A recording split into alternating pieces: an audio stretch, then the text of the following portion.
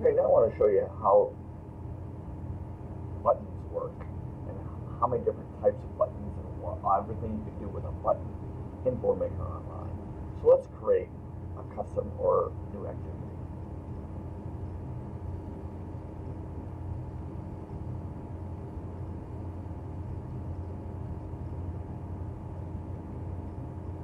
So now the online editor will open. I'm going to make this bigger. And I'm going to create a button. You need to notice when I create a button, when I click here and click here, notice this now appears on the right hand side. If I get rid of this button by deleting it, this information goes away. So every time you work with a button,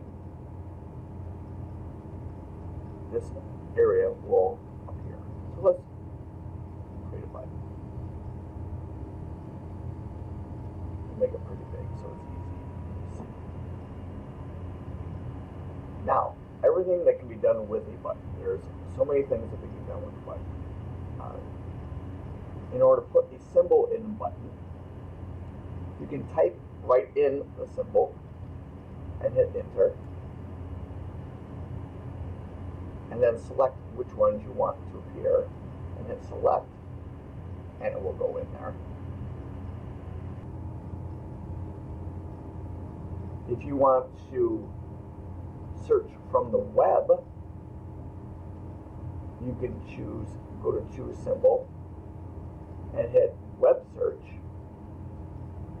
and then type in here what you're looking for, and then hit the magnifying glass. It'll go out to the internet and find a picture of the symbol that you're looking for, or the term you're looking for. If I want to use it, click on it, select it, and it brings in the actual digital picture from the web to your button.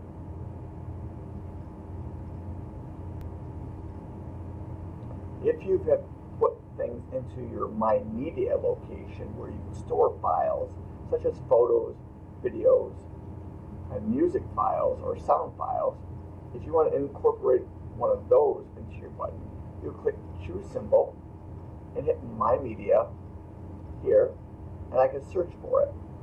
I'll put, and it comes up with whatever I chose.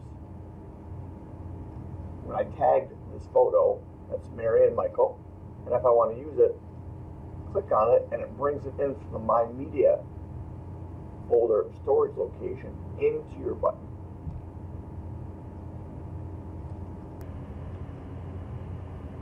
Okay, now right underneath the choose symbol area here, I have bottom center. This is where the label will go in your button. This is the label here. So right now it's bottom center. If I want to put that label somewhere else, click on this drop down. If I want it in the top center, click there, and it goes up to the top. If I only want the symbol only and not the label, click symbol only. If I want to appear on the right side, label on the right, symbol on the left, click here, and that's how that looks. So this drop down here gives you all kinds of options on where you want that label to appear. The next thing here is the fill color of the button. Again, the button is selected, and if I want the background of this button to be different than white, I would click here, and I could click a color, and it fills in the background of the button itself. I can change the color as I move forward, as I move along. And I can always go back to white. So that's the background. The fill color is the background of the button. The next area I want to color is for border thickness.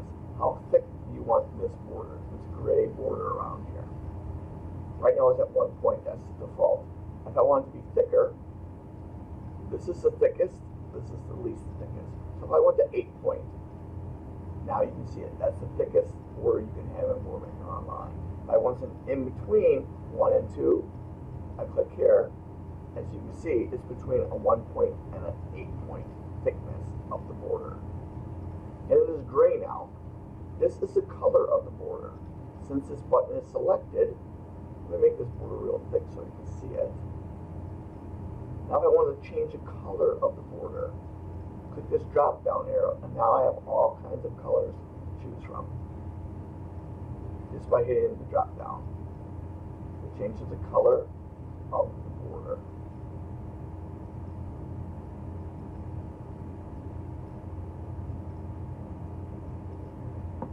This drop down window right here is what the border looks like around it. Is it going to be a solid line? Is it going to be a dash? Is it going to be round dots going around there? That's what this drop down window does here. So right now it's at solid. So if I want to square dots, click here, and as you can see here, now we have square dots going all around it. We have all kinds of square dash dots here. Give you all kinds of different border options here. This next section here, font family, font size, text color, text background color, all are working on the label. Right now the label of this activity is a house. If I want to change the font of that house, right now it's Arial.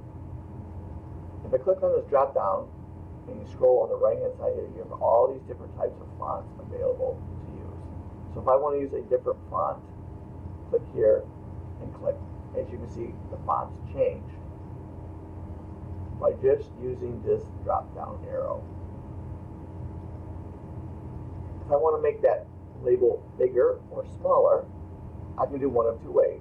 I can use this drop down to make it bigger to fit here, or if I want to really get technical or detailed, I can just limit it. This will go to the next one down as well. So you don't have to use a drop down. You can actually see what it looks like. We're using these up. This A with the up arrow and the A with the down arrow here. If I want to make this label bold, I click the B. That makes it bold. If I want to hit it italicize, click italicize, and I hit italics. If I hit underline, it'll be underlined. Let me change the font on this.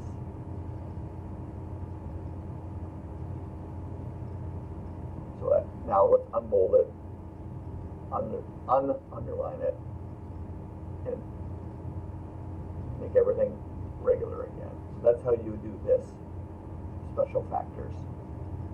If I want to change the text color, this is where you would change the text color here. If I want to make it red, change it, and now it turns to red. Change it to a different color, green. Make it bigger so you can see it. The text background color is the background of the text label, basically. Right now it's white. So let's change the background color to, let's try yellow and see what it looks like. Now, that's what it looks like. Green text and the background color. This is how you change the background color of the text label. Now, the next part down in here, I'm going to show you, this is a standard button with a symbol and a label. I'm not going to go over Symbolite or word predictor, but I do want to go over group. In order to put two symbols on one button, the button type must be group. So I'm going to add a symbol to this button. In order to do that, I hit group. Now I go back up here. Since it's a group button, I want to put a different symbol. So now I go to symbols and I typed in fence and search for fence. Now if I want to put fence on this symbol, I'm going to click on it and drag it over here, and now I have two symbols on one button. If I want to change the property of this button, since it's highlighted, I have the same properties. If I go here to properties I can make all the same properties, change the label, change the size of the font, change the background of this button to something different. Let's try it as this.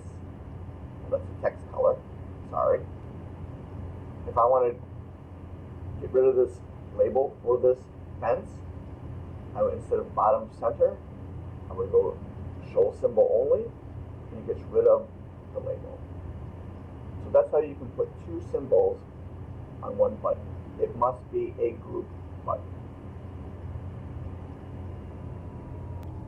Last thing I want to show you is the button style. The style of the button itself.